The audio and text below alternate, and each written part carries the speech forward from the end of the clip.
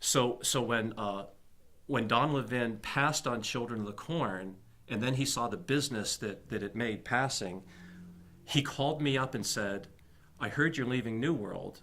I said, "Well, yeah, I had my 5-picture deal, and they brought this guy named Steve White in, and Steve White brought me into his office and said, I don't get credit for any movies you make here, so, you know, I'm never going to greenlight anything you do, so you can stay here and you can have an overhead deal, but you'll never actually get a picture made here. You might as well just leave." I took the hint and I left, and Don Levin heard I was leaving, so he said, "Pick any set of offices that's reasonable. I'll pay for them. Hire a secretary. Just take whatever time you need to think and tell me how we're going to make money together." So I wanted to put a movie together, and I had read a script called Moving Target, which was ultimately made with Jason Bateman. But when I read it, it was a much younger character, about 10 years old, not 16 years old. And I loved the gag. I mean, just the way Miracle Mile has a terrific setup in the first act and a great gag. The gag here is that this 10-year-old boy, we follow him home from school, and there's not a stick of furniture in his house. His parents have moved. If he had been there just 10 minutes earlier, he, like his parents, would have been picked up in the FBI Witness Protection Program. But they think that they've timed it right, and they think they're getting him at school.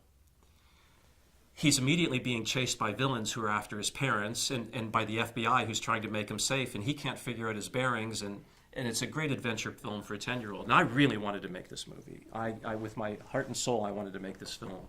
And it's not too similar to the one that actually got made with Jason Bateman. It's a similar concept, but as soon as you change the age 6 years, everything changes.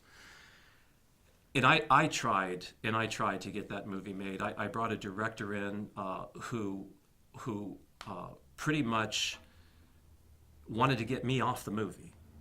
He started to talk to the investors and say that I'm having these terrible ideas and I'm trying to rush the pre-production process. And I'm thinking, every film I've ever had has had a rush pre-production process.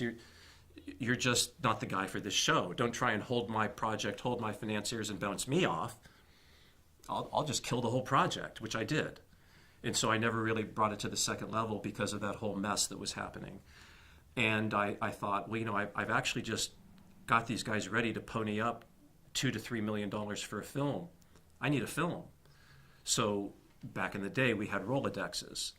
So I'm calling up Nick Kazan and asking him if Punk Daddy's still available, and I'm calling up everybody I know who's got a script floating around, and Zalman King had brought us 9.5 weeks, and even though our head of foreign sales, Larry Myers, really wanted to do that, or excuse me, Lawrence Myers, really wanted to do that, the domestic guys couldn't get behind it.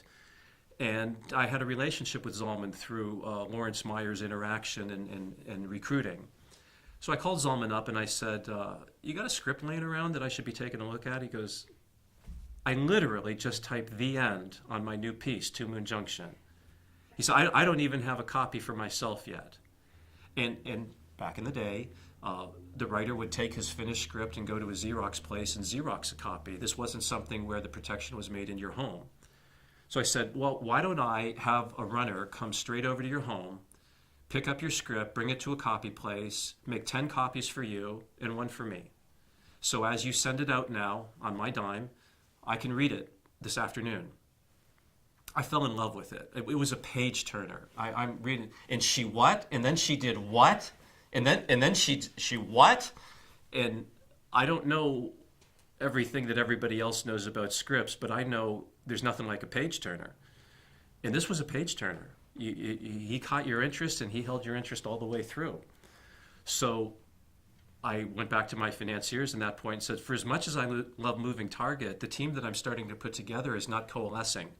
Why don't we just walk away from that and get into business with somebody who wants to be here? And they said, well, you know, I'd like to meet Zalman. It wasn't 2 days that passed, and we were on a plane to Chicago meeting the financiers and writing up the deal and starting prep.